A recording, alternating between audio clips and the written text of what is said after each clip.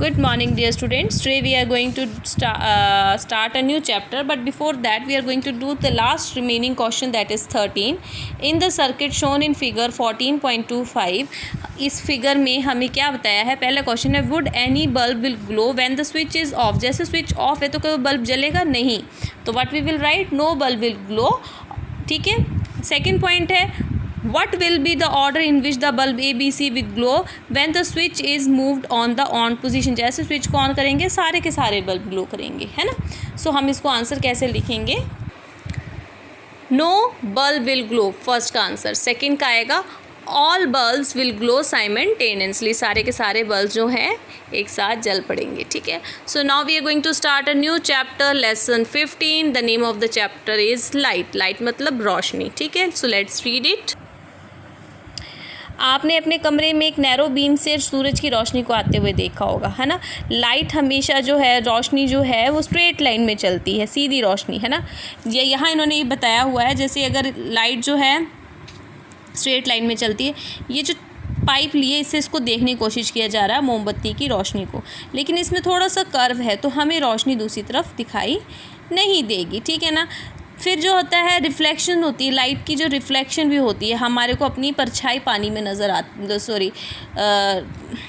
मतलब अगर हमें किसी की लाइट की अगर डायरेक्शन चेंज करनी है तो हम उसको एक शाइनी सरफेस पे गिरने देंगे. जैसे शीशे के ऊपर लाइट पड़ेगी तो वो रिफ्लेक्ट होती है दूसरी तरफ को, that is reflection of the light. ठीक है. पर वो उसमें भी सीधी लाइट में जाएगी, किसी एंगल पे मुड़ जाएगी. ठीक है.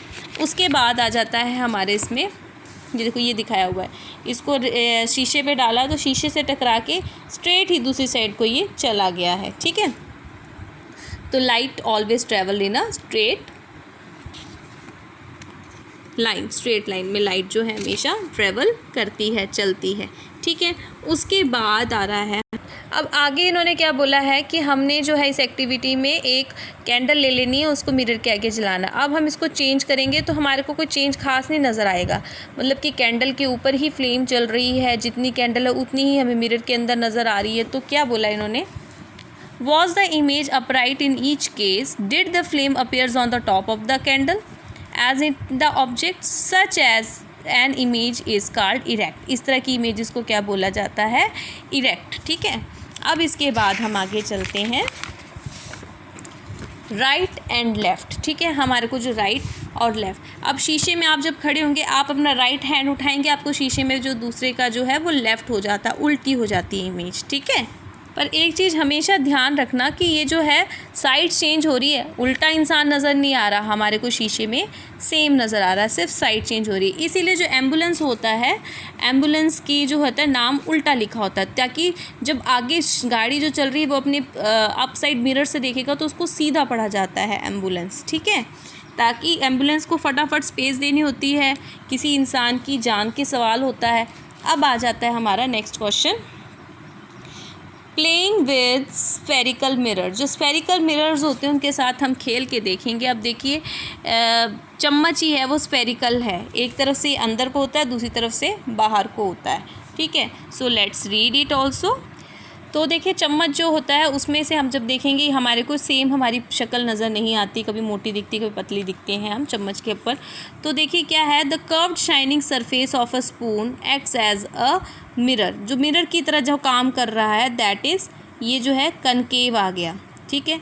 ये वाला, इस साइड वाला. ठीक है. और जो बाहर की तरफ हमारा उभरा हुआ आता है दैट इज़ कन्वेक्स मिरर. ऐसे ही लेंस होते हैं. अभी आपका इस साल लेंस के बारे में नहीं है, मिरर्स के बारे में है. So let's do activity 15.6. देखो इसमें इन्होंने बोला हुआ है कनकेव मिरर को लेना और उसको एक पेज के ऊपर रखना, और इस तरीके से रखना है कि सूरज की रोशनी सीधी उस पेज के ऊपर पड़े लेकिन सीधा सूरज नज़र आए.